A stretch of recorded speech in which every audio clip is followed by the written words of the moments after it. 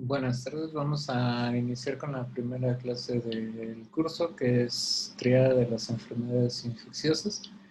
A continuación les voy a compartir pantalla, en la cual ustedes van a poder irme siguiendo con las diapositivas.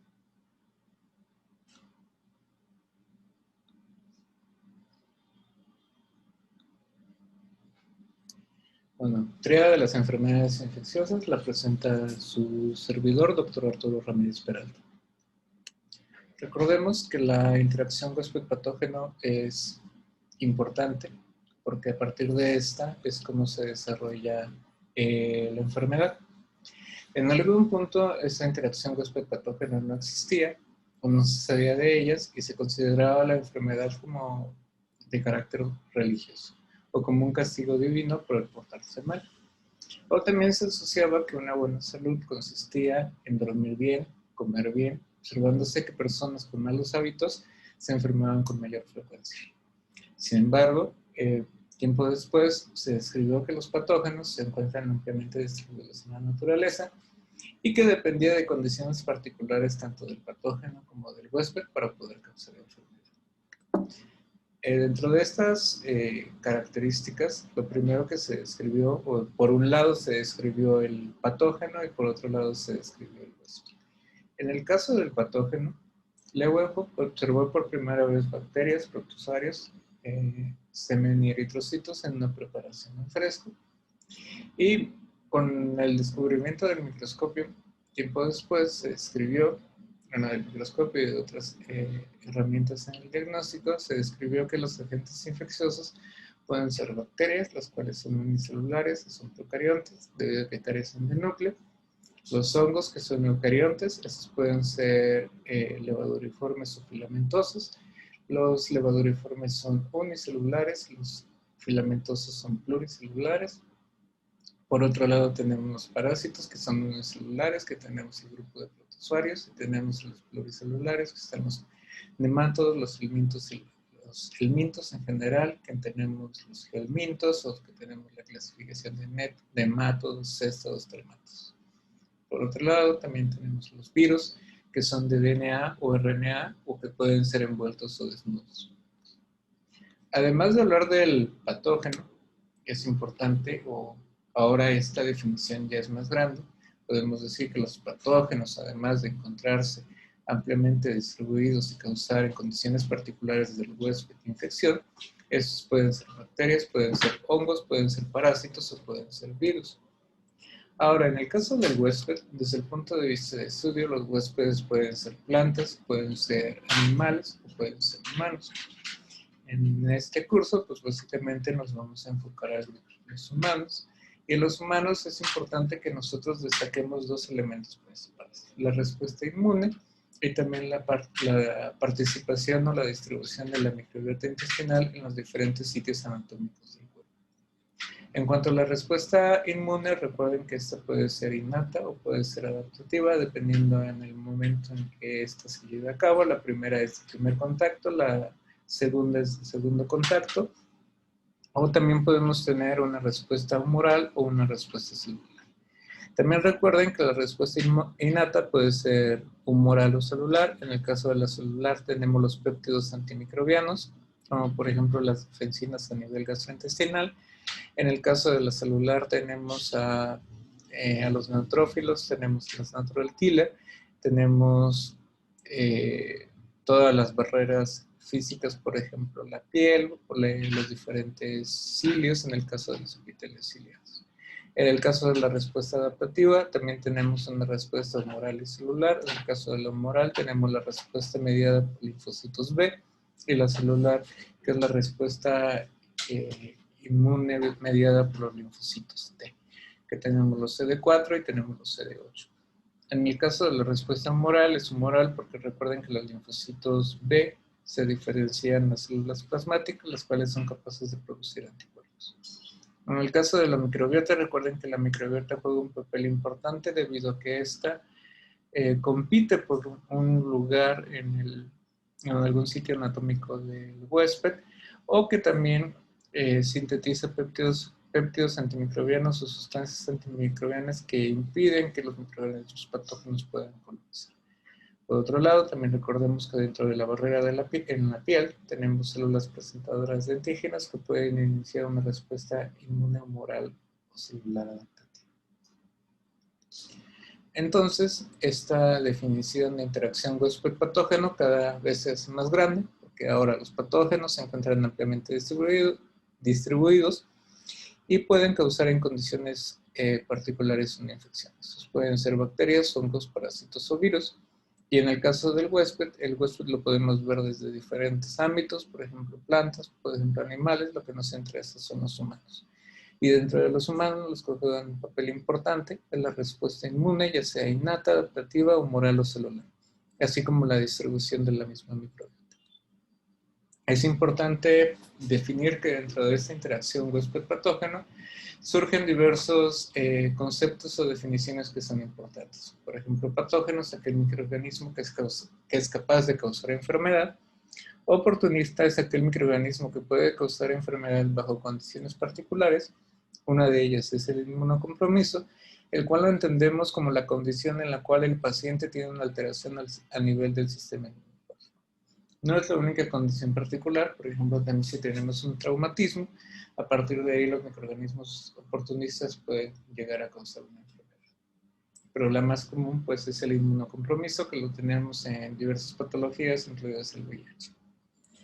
Por otro lado, tenemos que los patógenos pueden interaccionar con su huésped a tres tipos de niveles: a nivel extracelular, a nivel intracelular facultativo y a nivel netamente intracelular. En el caso de a nivel extracelular, la mayoría de bacterias, hongos y parásitos lo hacen, ejemplos: estafilococos, enterobacterias, cándida aspergillus.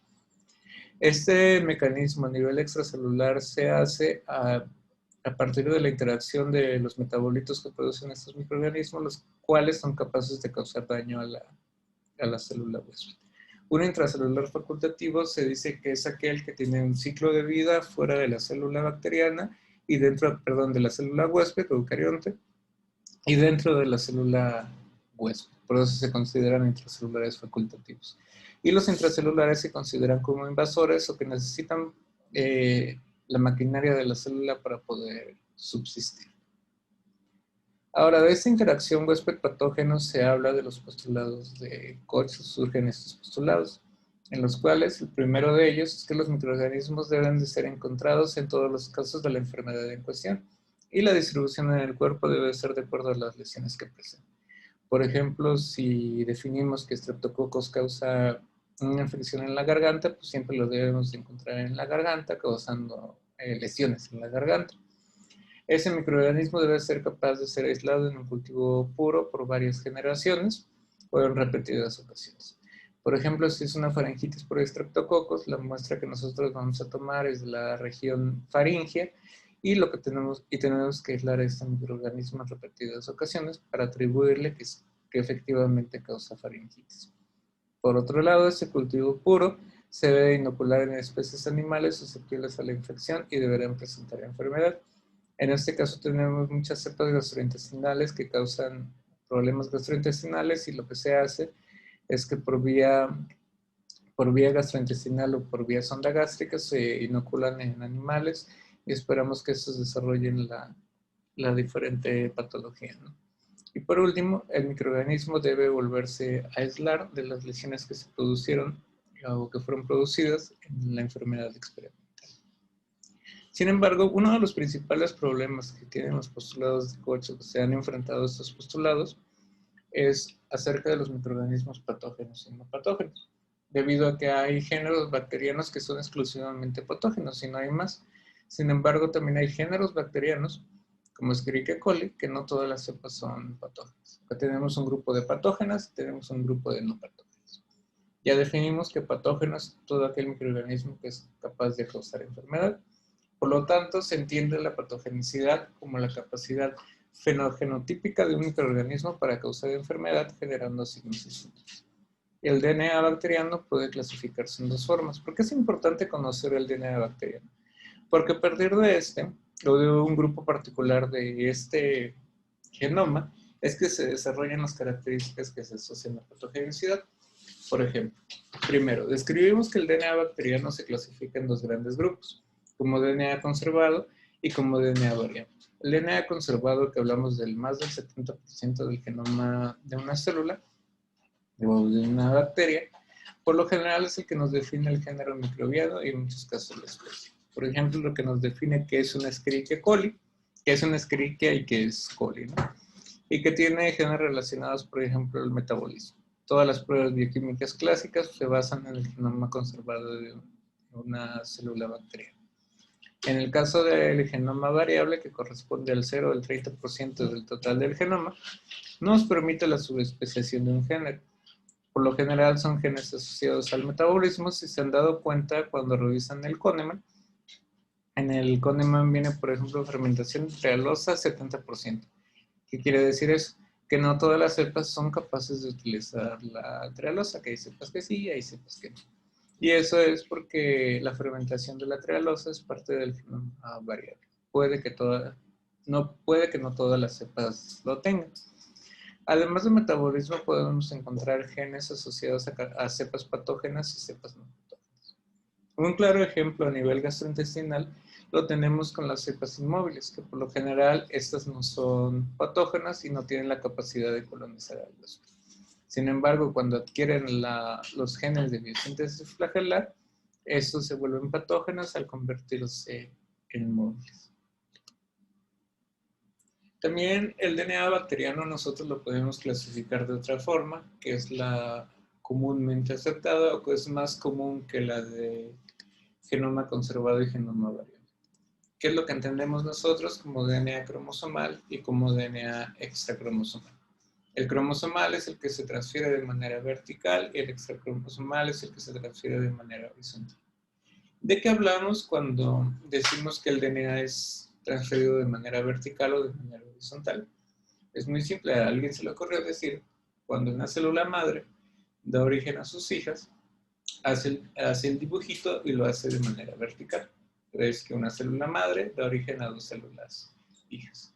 Y cuando hablamos de extracromosomal o de transferencia horizontal, es que entre las mismas células hijas son capaces de transferirse información genética. ¿Qué tipo de información genética se pueden transferir?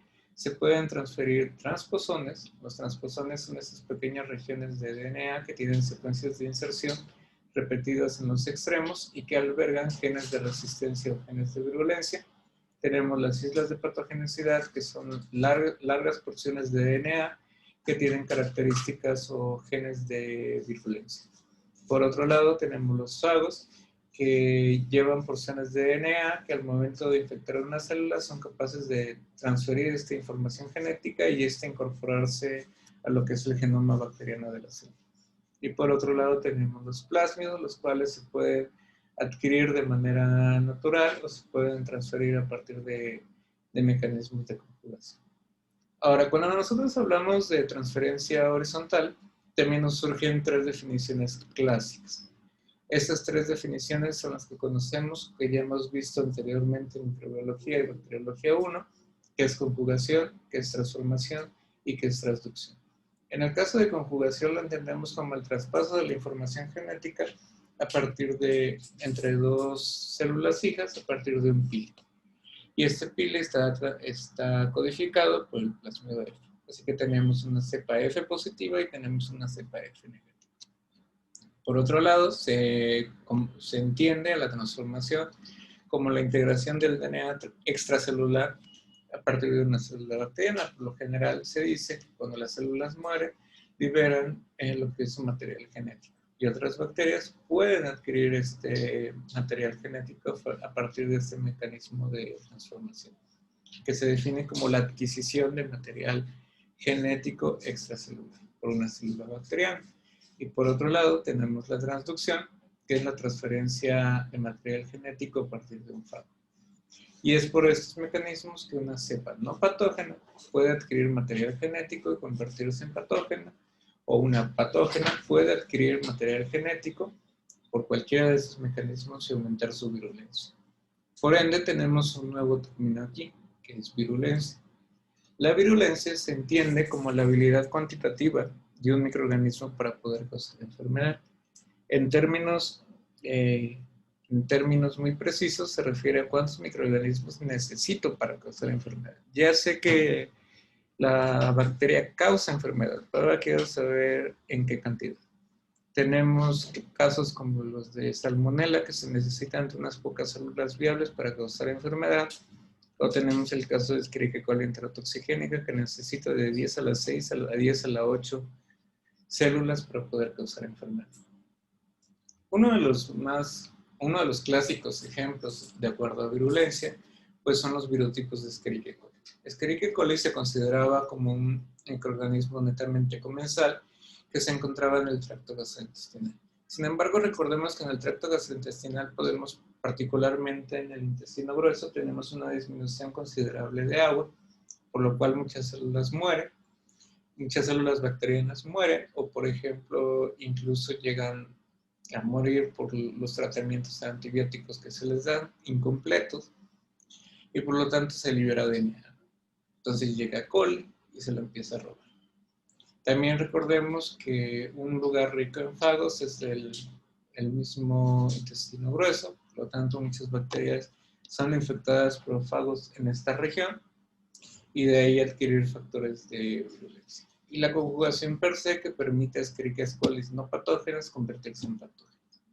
A partir de esos tres tipos de mecanismos de transferencia horizontal, han surgido lo que se conocen como los virotipos de Escherichia coli. Los clásicos o bien descritos son 6, que los tenemos a continuación. Si revisan la literatura ya hablan de 7, ya hablan de 8, sin embargo los clásicos o los cuales tienen características bien definidas de virulencia y patogenicidad, pues son esos. Tenemos Escherichia coli enteropatógena, en el cual tenemos el piliformador de bucles que le permite a la célula bacteriana interactuar con su célula huésped y aparte interactuar entre ellas.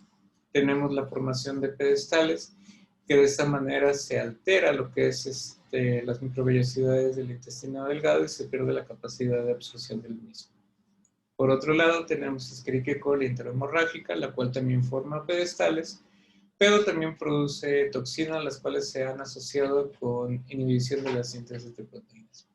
Por otro lado, tenemos Escherichia coli enterotoxigénica, la cual es capaz de sintetizar dos toxinas, la toxina termolábil y la toxina termoestable, las cuales afectan la producción de GMP cíclico y AMP cíclico, los cuales son segundos mensajeros que están relacionados a la regulación de la entrada de sodio y a la salida de cloro. Por otro lado, tenemos Escherichia coli enteroagregativa, la cual está asociada con la producción de biopelículas, una fibra de adherencia agregativa que les permite agregarse entre ellas y favorecer la formación de biofilm, la producción de citotoxinas y enterotoxinas, incluidas todas las que tenemos aquí.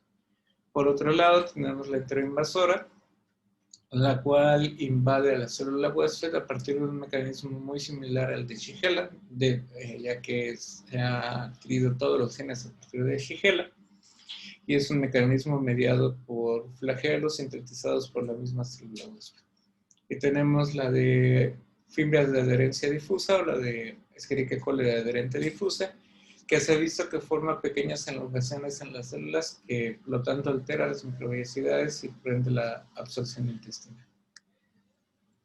Por lo tanto, los postulados de Koch se han modificado, se han propuesto los postulados moleculares de Koch, en los cuales se habla que el fenotipo característica en la investigación debe ser significativamente asociado a las cepas patógenas y no encontrarse en las no patógenas. Que cuando se inactiva este gen, se disminuye la virulencia, se pierde la patogenicidad de la cepa, y que el reemplazo del gen por uno funcional pueda restaurar la patogenicidad o la virulencia del microorganismo. Por otro lado, cabe señalar que durante esta interacción huésped-patógeno se van a desarrollar signos y síntomas. Uno es lo que siente el paciente y otros son los que se puede medir el médico en el momento de tener una consulta. Por ejemplo, el calor y el rubor están asociados con un aumento en el flujo sanguíneo por la liberación de aminas tensoactivas y otros mediadores químicos. Como ustedes lo conocen, la síntesis del ácido araquidónico y toda la vida de las prostaglandinas o la formación de interleucina 1, que es el principal pirógeno a nivel sistema inmune. Por otro lado, el dolor y el tumor están asociados, o la tumefacción, están asociados con un aumento en la permeabilidad vascular, la liberación al espacio extracelular de agua y de otros líquidos corporales. También es importante señalar que durante esta interacción huésped-patógeno no solamente tenemos diversas interacciones ecológicas que son importantes. Por ejemplo, el comensalismo se entiende como la interacción entre dos especies y que dentro de estas dos especies, en primera, no hay un daño y que una de esas especies, una o las dos especies se benefician de esta interacción. El saprófito se considera aquellos microorganismos que son capaces de degradar materia muerta en descomposición o de alimentarse de otras especies ya muertas o en descomposición. El mutualismo simbiosis se entiende como la interacción de dos o más diferentes especies en las cuales ambas reciben un beneficio mutuo, un beneficio propio. El parasitismo, que es el que más se asocia a una infección, en el cual solamente el patógeno obtiene un beneficio a partir del huésped. Y la colonización, en la cual un microorganismo es capaz de estar en algún determinado sitio anatómico del huésped sin causar una enfermedad o sin despertar una respuesta inmune. Sin embargo, a esta interacción huésped-patógeno es importante agregar un tercer elemento que juega un papel importante en las enfermedades infecciosas, como lo es el ambiente. Hipócrates, para el año 460-385 a.C., describe que una falta de la moderación en la dieta y el ejercicio está asociado con el desarrollo de enfermedades. También describe que el ambiente malsano, o lo que se considera o define como miasmas, también está asociado al desarrollo de enfermedades. Incluso describe en su obra Aires, Aguas y Lugares que el clima, la calidad de la tierra, los vientos y el agua juegan un papel importante en el desarrollo de la enfermedad.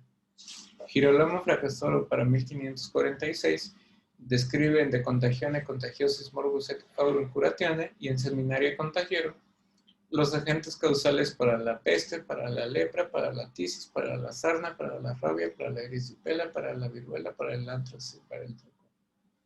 A partir de estos y muchos estudios, se describe que las vías de contagio pueden ser por contacto directo, pueden ser por fomites, pueden ser por miasmas o ambientes contaminados. Por contacto directo, por ejemplo, por un ser humano infectado o no infectado, puede ser a partir de aerosoles.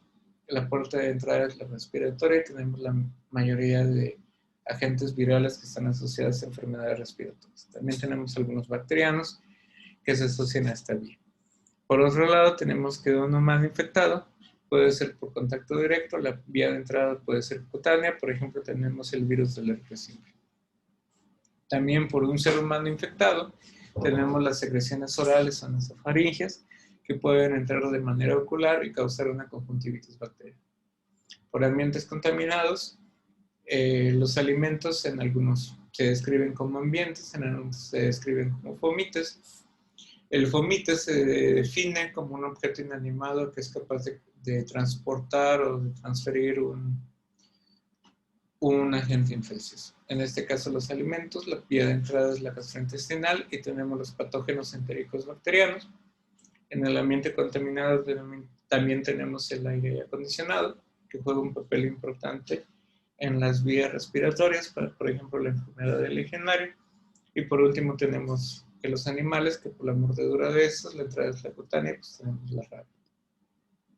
Por lo tanto, para que una enfermedad infecciosa se pueda establecer, tenemos que son tres elementos importantes para que la infección ocurra, que es el agente infeccioso, el cual puede ser una bacteria, puede ser un hongo, un parásito o un virus. Depende del huésped, ya sea una planta, un animal o un humano. En los humanos depende de la respuesta inmune, sea innata, adaptativa, moral o celular, pero que también recordemos que el ambiente juega un papel importante favoreciendo la infección, ya sea a partir de los mecanismos o vías de transmisión anteriormente descritos. Por lo tanto, la tarea de esta sesión es elaborar un glosario con las siguientes definiciones, lo cual también nos permite entender si hemos comprendido toda la clase. Estas definiciones son patógeno, microorganismo oportunista, inmunocompromiso, patógeno extracelular, intracelular facultativo, intracelular obligado, patogenicidad, genoma conservado, genoma variable, genoma cromosomal, genoma extracromosómico, transformación, conjugación, transducción, virulencia, comensalismo, parasitismo, simbiosis, saprófito, colonización, miasma y fomito. Bueno, en este caso, por la clase de hoy sería todo. Las dudas y preguntas las revisamos en la siguiente sesión. Ya más les encargo la tarea.